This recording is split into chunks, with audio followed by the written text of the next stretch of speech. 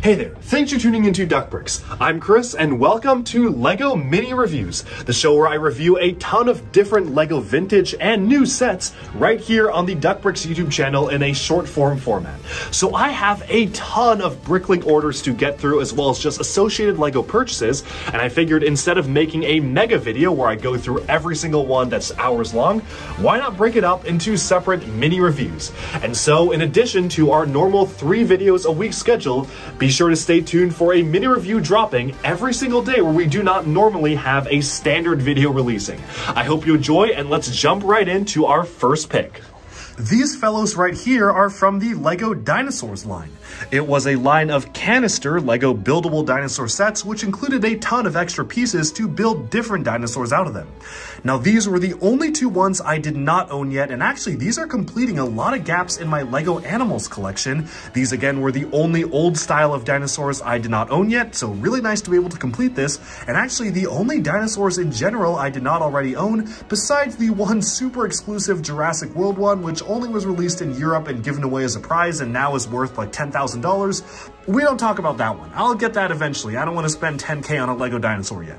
However, these ones are just the last 2 I needed for the rest of the standard retail release LEGO Dinosaurs collection, and this is the only LEGO Mosasaurus we've gotten to date. Now, at the time of the recording of this video, this is again the only Mosasaurus. Who knows if LEGO will do it for Jurassic World, maybe even later this year, but as of right now, this is the only one they've done. It's a really fun build because you can actually open and close the mouth all fully in different directions. You even can kind of rotate the jaw a little bit. It's made to be fully flexible, so it is a really fun mold, and you really do actually have the LEGO DNA sprinkled in throughout this model, despite it being an older build and definitely not quite as good as some of the more modern LEGO dinosaurs. This is just a fun dinosaur to have in general.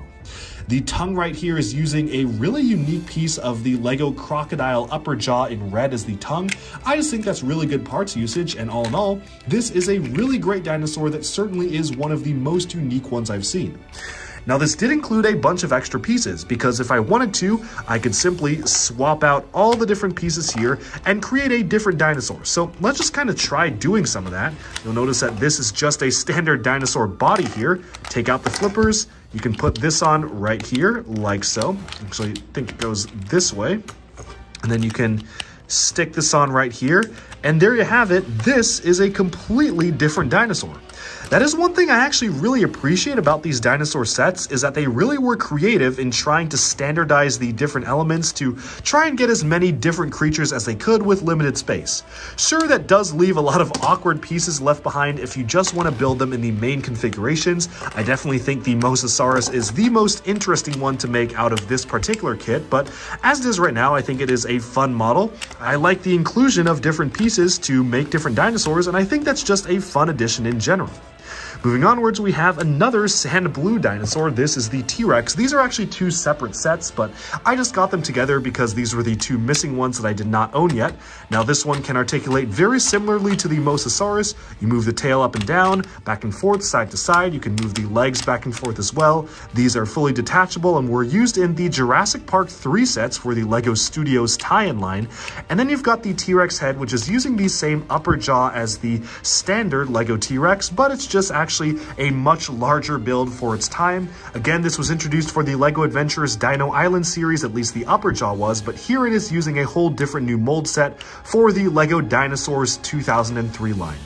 I definitely do prefer the more modern style of dinosaurs that LEGO has done more recently. I do think that they have been kind of perfected in the LEGO style with the Jurassic World and Dino 2011 sets, but these are really fun to get, and I definitely do love the addition of just different pieces to transform them into different dinosaurs. Like, just like that, and he's a Spinosaurus. That did not take much changing around, but I actually do appreciate that they managed to include it. All in all, these are really fun LEGO models. I like the amount of detailing that goes into each of the printing to make these completely distinct. They definitely have their old school charm to them, and with that, we can move on to our next set.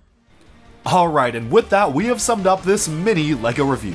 Thank you all so much for tuning in, and do let me know down in the comments below what do you think of this set. Do you like it? Do you dislike it? And if you own it, what have been your experiences with building and playing with the set itself?